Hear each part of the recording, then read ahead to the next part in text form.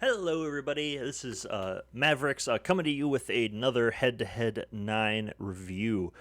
Today, we are taking a look at round number 3, match number 3 of Head-to-Head-9. This features the Scream Queens versus the Adventurers Club, and we are starting off here with the Screen Queens Park. This is Frontiers Keep. This was built by Jappi, CHE, Rumi, and Phoenix Wing 101. And what we've got here is essentially a mining town, mining lava, essentially. um, this is kind of it's a fantasy-ish map with a bit of an inverse take on the what elements belong where. We've got rivers of lava and mountains of ice as opposed to other way around. But with that said, we will jump right in. Not necessarily any particular place to start, as there's not really an entrance. So we will start with the coaster. This is Crash and Burn Railroad Company. This is essentially a RMC hybrid coaster that we've got here. That actually has a pretty damn good layout, if I do say so myself. And as we just saw, we've got something crashing. We've got the ice blocks over here on the side that fell. One of the kind of many features that we see throughout Head-to-Head of kind of timed events taking place in the maps throughout. As the timeline of the map itself progresses. But to not get held up too much that this is the RMC hybrid. I actually do really love this layout. It's not conventional or necessarily realistic in terms of technical details and stuff like that. The transfer track, while it would work, not really a place to get trains off over here. There's this transfer over here that goes to mine carts. So from a realism perspective, boo. From a fantasy's perspective of this is a mine cart essentially that runs through the village, fantastic. Happens to also be a roller coaster, so that's just a bonus for us, the viewer, and it's a fantastically done one at that. And a detail that I love with this is there's really not anywhere that the supports touch the lava itself. There's one spot here that maybe they kind of do. It looks like there might be a tiny rock on one of the supports, or it's being melted away. But I do love that detail that, generally speaking, none of the things that need to actually touch the lava, which is a good detail for that. So we will kind of attempt to half jump into a part of this park that makes the most sense to jump into as we go around. We'll start off up here. We've got a bit of a village, village here, mining bit, kind of mining some stuff out of the cliffs of ice. Minecart comes in, out, conveyor belt taking stuff down. Looks like they're mining all of these purple gems that they're getting from either inside the ice itself or the ground. Definitely think it's the ground, under the ice. Looking at some of these things here, we got a actually kind of fun detail there with the drill of kind of vibrating cars, emulating a drill. Really cool detail there. And then Ice used the custom ride conveyor for taking stuff down from the top to the bottom. A nice little kind of village shack working architecture kind of built into the ice cliffs, as you'd kind of almost expect, I guess, from a village like this. They're going to build and make use of the terrain as much as they can without having to modify it, just because it's going to be easier for them. So well done there. And we've got a nice little bridge across to the one of kind of two main islands here in the middle. We've got most of the architecture here. A lovely bridge underneath the 0G roll to start off for the RMC. Really cool. Love the megalite support object there used as a brace. Really it's a nice kind of thick without being too bulky bridge, which I think's really well done there. Again, some more nice, relatively simple but very nice architecture here within the cliff wall. Kind of telling story. We've got shipments. There's a bar. Kind of showing that this is a town, a working town, a working mine, with some story behind why each building is there, which is always very nice to see. brewery here as well. Always a fan of that for me. Keep moving around. Some more, nice little fire trucks, more details. Nice little wave swing ride here out on the peninsula. Just kind of general speaking, a lot of good detail within the architecture and of this map. A bit tough to read in spots. It kind of does blend together a bit, but not overly so. It's that kind of balance of you want the architecture, because of the story you're telling, to blend into the scenery without it blending too much for the viewer. But I think they do.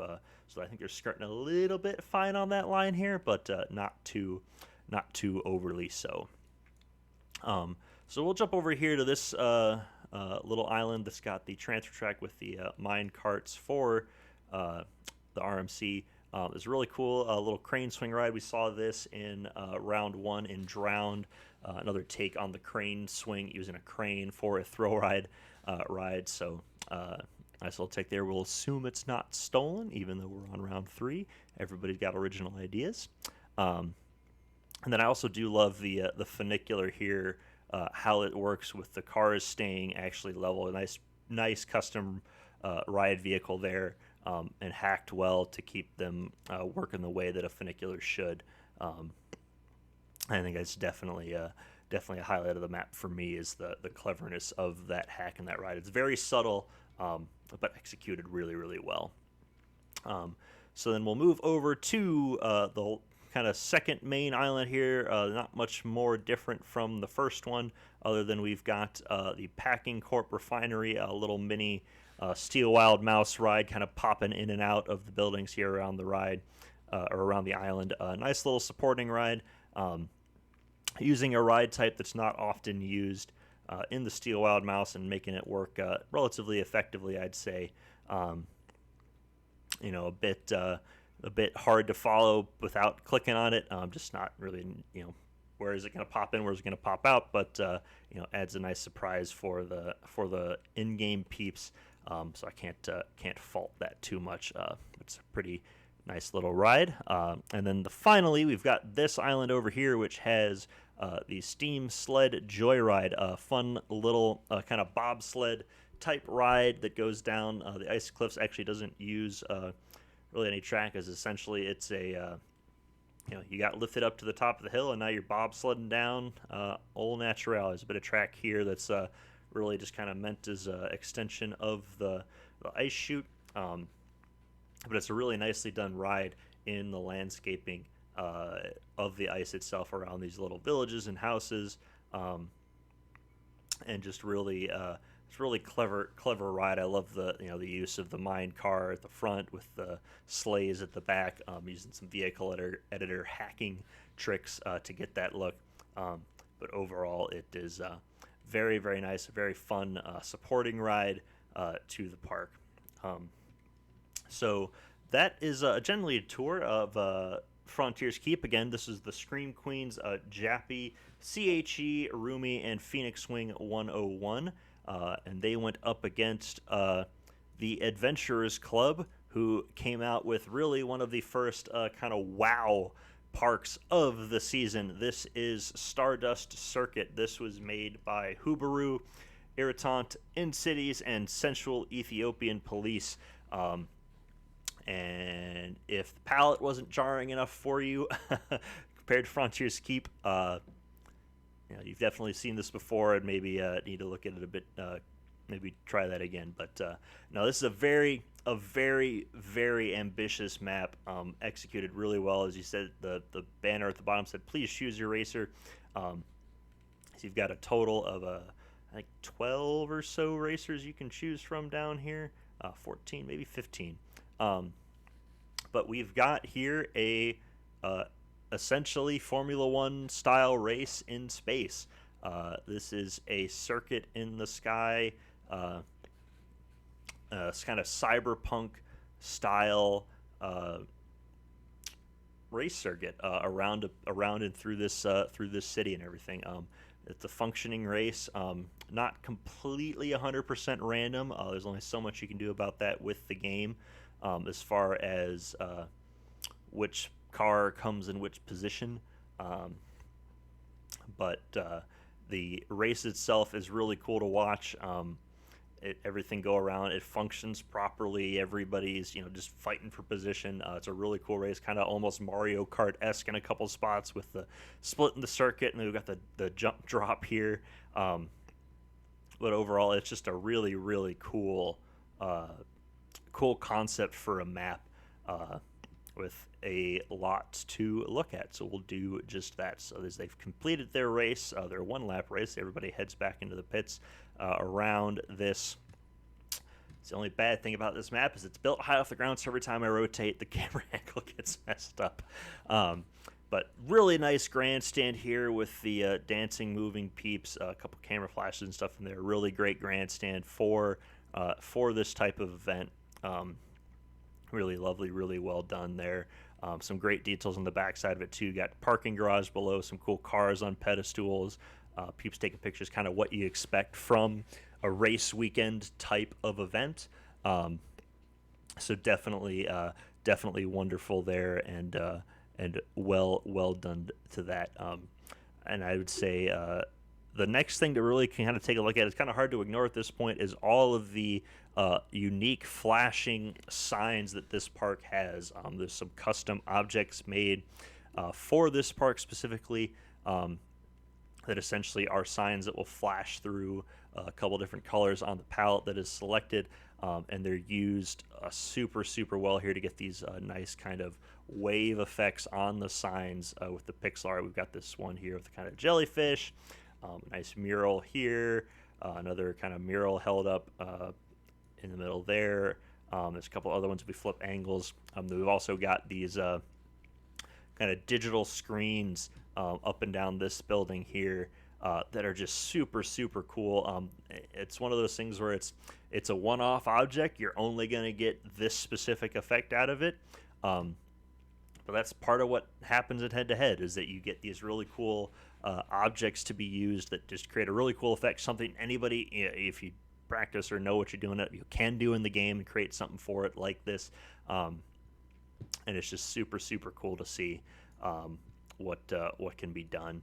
So lots of that around the park, and really gives off that cyberpunk vibe. And speaking of punk, we've got Daft Punk here giving a concert to everybody here, again with the palette itself that was used on this map, which is very jarring. We can be able to get this crazy turquoise color to kind of give that retro 80s vibe, that retro cyberpunk vibe to everything. Having Daft Punk there playing is a nice little detail. And also, I believe the custom music on this map is a Daft Punk song, so when you check it out yourself, definitely install the custom music for this park.